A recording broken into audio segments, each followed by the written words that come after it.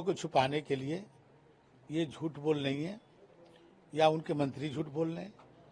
हम लोग जो है एनसीआर रीजन के लिए सुप्रीम कोर्ट के गाइडलाइन के तहत हम लोग वहाँ पर सीएनजी बस चलाते हैं, हम लोग इलेक्ट्रिक बस चलाते हैं, हम लोग जो है यदि डीजल में बस होता है तो हम लोग यूरो 6 बस चलाते हैं। और इस तरह की कोई भी और बसें हमारे पूरे एनसीआर क्षेत्र में नहीं चलता। केवल दिल्ली ही नहीं, पूरे एनसीआर को एक अलग जोन में माननीय उच्चतम न्यायालय के गाइडलाइन के तहत हम लोग उस पर कार्य करते हैं। और आपने अभी देखा होगा कि अभी उत्तर प्रदेश के जो हमारे जो बड़े बड़े शहर थे, लखनऊ, बनारस, गाजियाबाद, 40% प्रदूषण उसमें कमी आई है। ये भारत सरकार के जो प्रदूषण नियंत्रण बोर्ड ने ही इसको प्रकाशित किया मीडिया के माध्यम से। हम लोग खुद जो है प्रदूषण को कम करने के लिए माननीय जोगी जी के नेतृत्व में हम लोग प्रयास कर रहे हैं। और ये दिल्ली की सरकार झूठ बोल रही है अपनी कमियों को छुपाने के लिए, क्योंकि ये लोग झूठ बोल के ही राजनीति में आए हैं। जो बात ये लोग बोलते हैं उसके विपरीत ये लोग कार्य करते हैं। इनकी इस पार्टी की स्थापना काल से पहले ये संघर्ष कर रहे थे केजरीवाल जी कि हम एक सामाजिक कार्य कर रहे हैं, हमको राजनीति से कोई लेना देना नहीं। फिर राजनीति में आ गए और राजनीति में आए तो उन्होंने कहा मुझे कोई पद का लालच नहीं। फिर आए तो मुफलर पहन लगा के और वैगनार से चलने लगे, हवाई चप्पल पहन के, छोटे से घर में रहते थे। और आए तो बंगला इतना बड़ा ले लिए कि 200 करोड़ रुपया उसमें खर्च कर लिए। माने सबसे महंगे उनके घरों में वो किया गया। सिक्योरिटी लेके नहीं चलेंगे, फिर सिक्योरिटी लेकर के चले। और भ्रष्टाचार के प्रकोष्ठा, यदि लोकतंत्र में यदि सबसे ज्यादा भ्रष्ट कोई सरकार होगी तो केजरीवाल की सरकार, जिसके 1 दर्जन मंत्री जेल में रहे, 1 दर्जन, और खुद जेल में चला गया। और जेल में जाने के बाद भी पद नहीं छोड़ा। और जब जेल से बाहर आ गया, न्यायालय ने जब कहा कि आप मुख्यमंत्री के रूप में कार्य नहीं कर सकते, तब पद छोड़ा।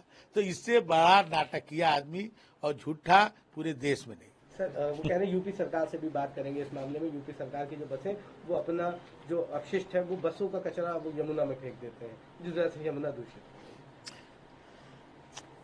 अब देखिए, अपनी कमियों को दूसरे पर थोपना अब केजरीवाल से बड़ा